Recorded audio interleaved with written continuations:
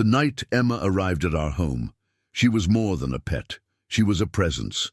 Tall, lean, with those distinctive spotted ears and alert amber eyes, our Savanna cat moved through our house like she already owned it.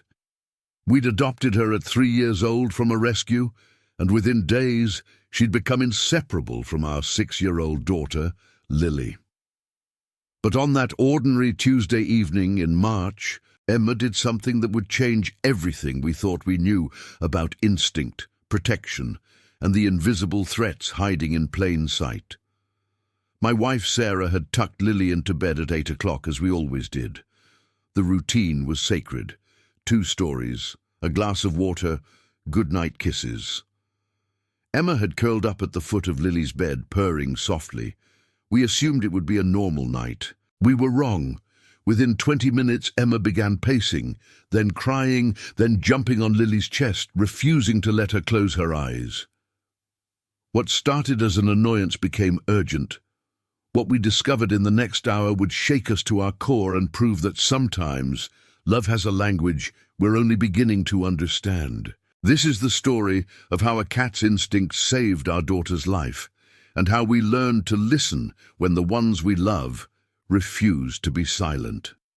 Chapter 1. The Perfect Pet. Emma had been with us for 6 months before that night, and in many ways she'd healed something we didn't know was broken. Sarah had grown up with cats, I had not. The idea of a Savanna, that hybrid blend of African serval and domestic cat, seemed exotic, almost intimidating. But the rescue coordinator assured us Emma was gentle, socialized, and perfect for families. What she didn't tell us was how deeply a cat like that could see. The first week was tentative.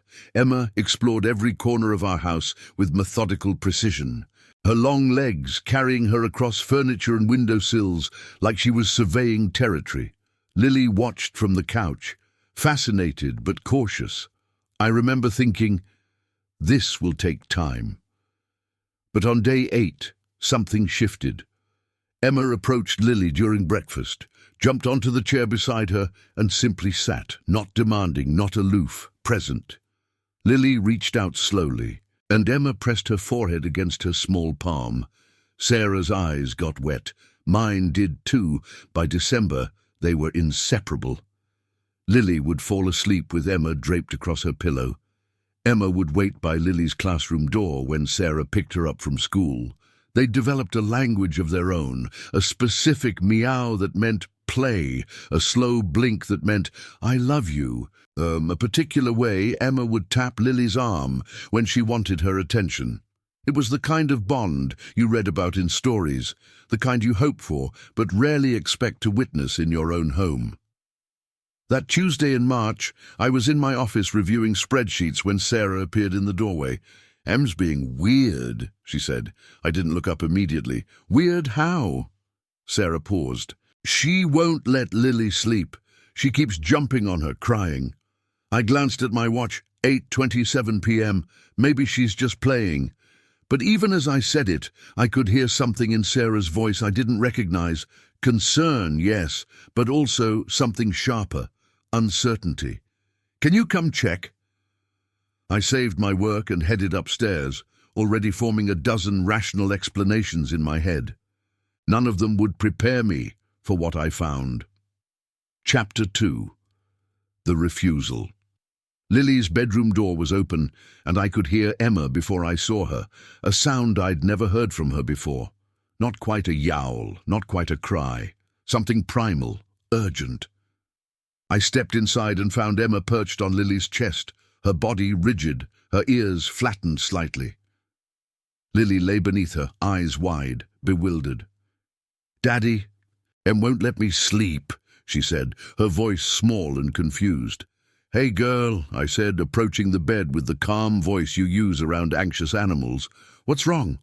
Emma's eyes locked onto mine, and I felt a chill that had nothing to do with the temperature. There was intelligence there, intention.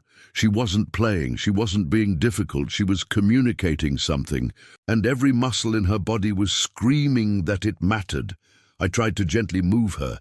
Emma hissed, actually hissed, which she had never done at me, not once in 6 months. The sound was so unlike her that I froze. Lily started to cry, confused and scared by the sudden aggression. Sarah appeared behind me in the doorway. "What's happening?" she whispered. Emma jumped down from the bed and positioned herself between me and Lily, her tail swishing in tight, controlled arcs. She meowed again, that same urgent, unfamiliar sound, and began pacing in a tight circle. Her eyes kept flicking toward the corner of the room near the window, then back to us, then to the corner again. It was as if she was trying to tell us something specific, something located in that particular space. "She's stressed," Sarah said, her nurse's training kicking in. "Maybe she's sick, maybe she's in pain." But as we watched, Emma wasn't favoring any limb. She wasn't hunched or trembling with illness. She was focused, alert, protective. That's when I noticed it, the faintest smell, almost imperceptible. Chemical. Wrong. Chapter 3. The Discovery. I walked slowly toward the corner of the room, near Lily's bedroom window. Sarah stayed with Lily, trying to comfort her. Emma followed me, still making that urgent sound, her body language tense but not aggressive. She was guiding me, showing me something. The smell grew stronger as I approached the window, acrid, almost like paint thinner, mixed with something organic, unpleasant in a way that made my skin prickle. The radiator. I knelt down beside it, my eyes adjusting to the shadows. The valve at the base was loose, and there was a small puddle of something amber-colored pooling beneath it. My heart rate spiked. I knew that smell. I'd smelled it before in a chemistry class years ago. Carbon monoxide detectors. That was the compound they added to odorless gas to make it detectable. "Sarah," I called out, trying to keep my voice level. "Call poison control. Now." She didn't ask questions. I heard her voice in the other room, urgent and steady, speaking to someone on the phone. I looked back at Emma. She had stopped pacing and was watching me with those amber eyes, her tail still, her body relaxed. The message was clear. "I've done my job. Now you do yours." I scooped Lily out of bed and carried her downstairs. Emma followed, staying close to Lily the entire way. Sarah was on the phone with the emergency services now, explaining the situation. Her voice remarkably composed, considering what she was saying. "Possible carbon monoxide leak in a child's bedroom. We need someone here immediately." Within minutes, the house was filled with sounds I'd never expected to hear. Sirens, radio chatter, boots on our hardwood floors. The fire department arrived first, their equipment sophisticated and serious. They tested the air with devices that beeped and registered readings that made their jaws tighten. The radiator valve had corroded, and a slow leak of carbon monoxide had been seeping into Lily's room for an unknown length of time. "Another hour," one of the firefighters told us, "and you'd be looking at serious neurological damage, maybe worse." He didn't need to finish the sentence. The word death hung in the air, heavy and real. If you're enjoying this journey so far, tell us in the comments where in the world you're watching from. Chapter 4. The Invisible Threat. After they sealed off the radiator and confirmed that the rest of the house was safe, the emergency team showed us how to open windows, how to install proper detectors, how to recognize the early signs of carbon monoxide poisoning, headaches, dizziness, confusion, nausea. All things Lily had been experiencing on and off for the past 2 weeks, I realized. We'd attributed it to spring allergies, to normal childhood complaints. We'd been missing the signals. Emma sat on the kitchen counter, something we normally didn't allow, and watched the entire process with an almost human understanding. One of the firefighters, a woman named Marcus, noticed her. "That your cat?" she asked. I nodded. "Your daughter's lucky," Marcus said. "Most people don't notice this stuff until it's too late. Carbon monoxide doesn't announce itself." "She noticed," I said, looking at Emma. She knew something was wrong. Marcus smiled, but there was something more than sympathy in her expression. respect. "Animals have senses we've lost," she said. "We're too distracted, too loud in our own heads. They still listen to what their bodies are telling them." She paused. "That cat probably saved your kid's life tonight. After they left, the house felt different. Quieter, but also somehow louder, full of the sounds of our own breathing, our own gratitude, our own confrontation with what could have happened." Sarah held Lily on the couch, and I sat beside them. Emma jumped up and positioned herself across both their laps, a familiar gesture, but one that felt different now. Sacred.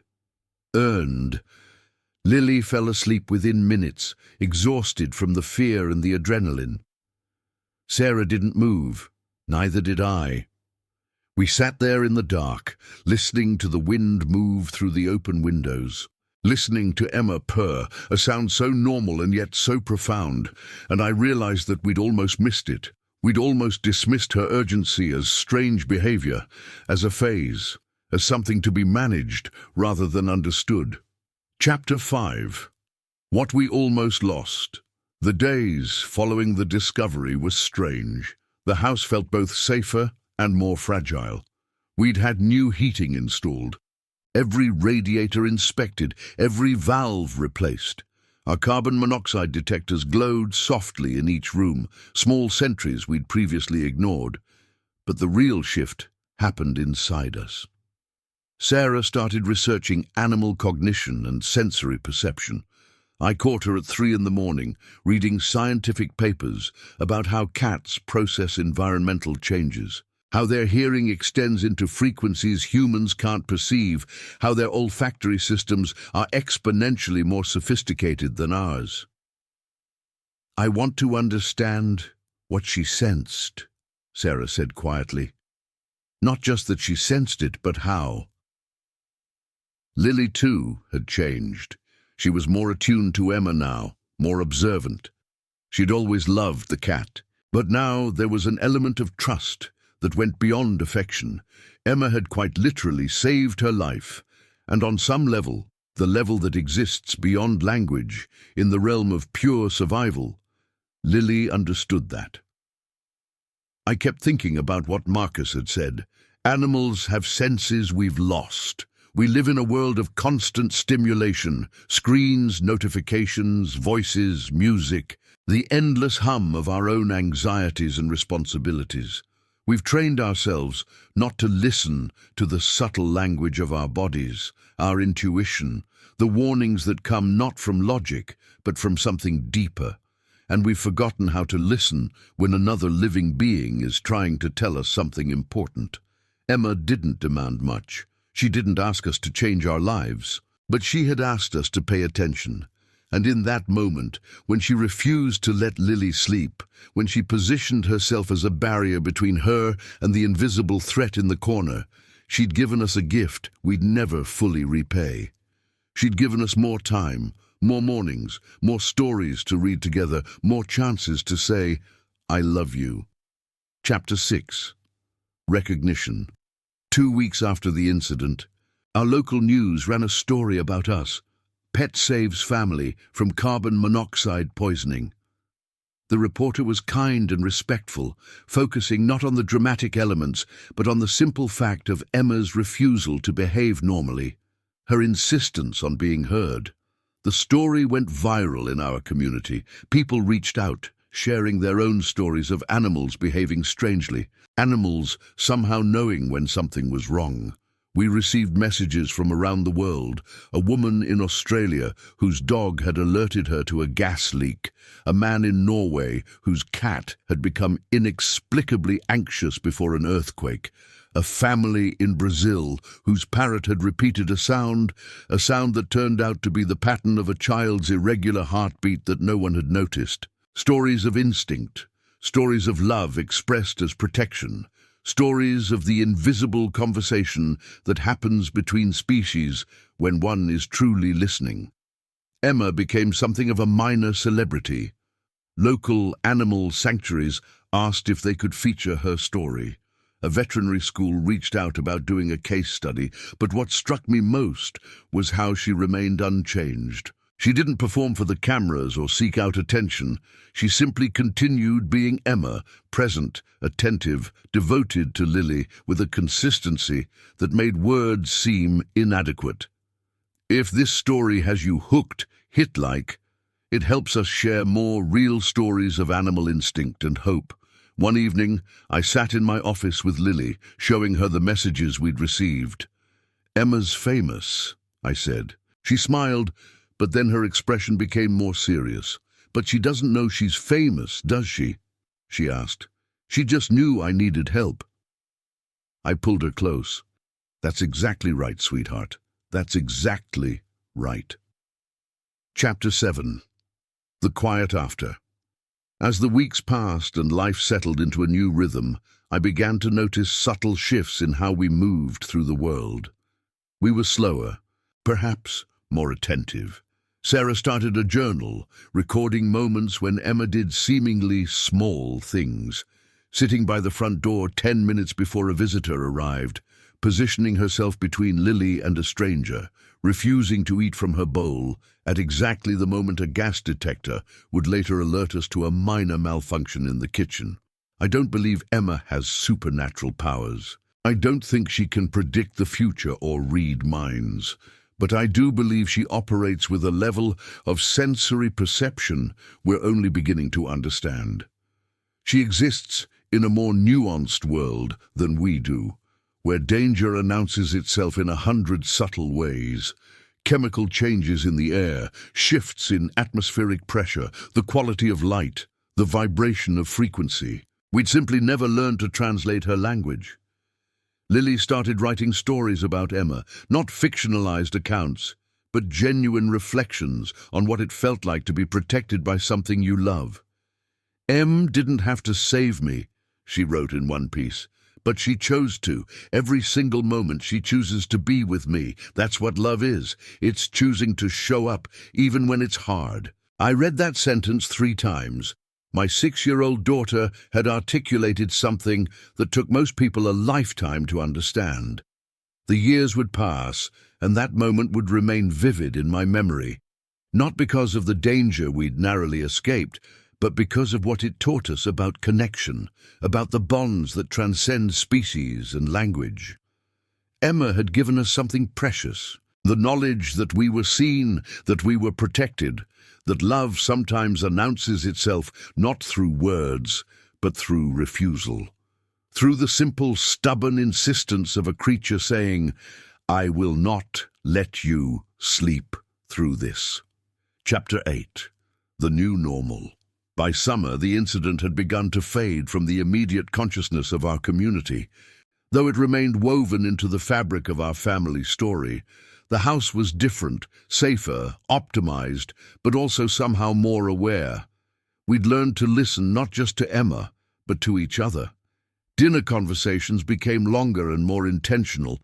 We asked questions we might have otherwise skipped. We paid attention when someone said they didn't feel quite right. Emma had become not just a pet, but a teacher. She'd taught us that protection and love are not about grand gestures. They're about presence, about noticing when something is wrong and having the courage to say so, even when it's inconvenient, even when others might misunderstand, even when you might be dismissed as being strange or anxious or overly concerned. Sarah had started volunteering with a local animal rescue, specifically working with cats that had behavioral issues or had been deemed unadoptable.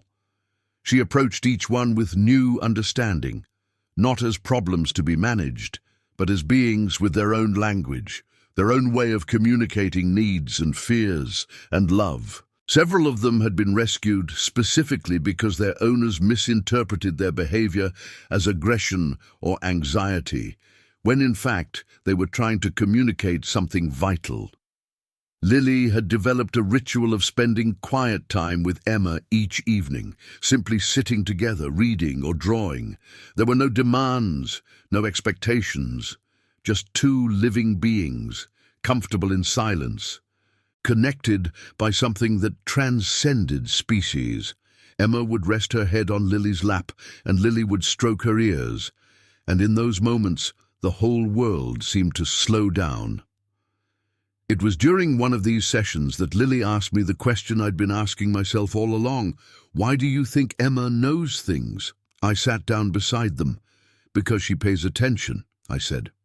She doesn't ignore the small signals. She doesn't assume everything's okay just because it seems okay on the surface. She listens with every part of herself. Lily nodded thoughtfully. I want to be like that, she said. Emma purred, as if in approval. Chapter 9. The Gift of Listening. On a quiet afternoon in July, I found myself alone in the house with Emma. Sarah and Lily were at soccer practice. The sun was streaming through the windows, and Emma lay across the back of the couch, watching the world outside with that characteristic alertness. I sat beside her, and she lifted her head, acknowledging my presence with a slow blink. I thought about the night that changed everything. I thought about how close we'd come to a different story, the kind with absence and grief, the kind with permanent damage and unanswered what-ifs. And I thought about how Emma had refused to let us miss it. She'd been insistent, inconvenient, impossible to ignore. She'd demanded to be heard, not through words but through action, through the simple refusal to accept that everything was fine when it wasn't. "Thank you," I said to her, knowing the words were inadequate. Emma stretched, placing her paw on my arm, and I felt something settle in my chest, a kind of peace that only comes when you understand how fragile life is and how fortunate you are to still have the people you love beside you. The truth is, Emma didn't rescue us from carbon monoxide. She rescued us from complacency, from the belief that the people we love will always be fine, that we don't need to pay attention to the small warning signs, that safety is something guaranteed rather than something we have to actively choose and protect. She taught us that love isn't passive. It's active, present, sometimes inconvenient. It shows up in the middle of the night, uncomfortable and insistent. It refuses to let us ignore what matters most. Every time I look at Lily now, I see the fullness of her life, all the years stretching ahead because a cat refused to let her close her eyes one March evening. Every time I look at Emma, I see not just a pet, but a guardian, a guide, a living reminder that sometimes the most important conversations happen without words. They happen in the language of instinct, of protection, of a love so fierce and intelligent that it will not be denied or dismissed. The radiator that nearly took our daughter sits in a scrap pile now, its valve sealed, its danger spent. But its legacy remains in how we live, in how we listen, in how we've learned to translate the language of the ones we love.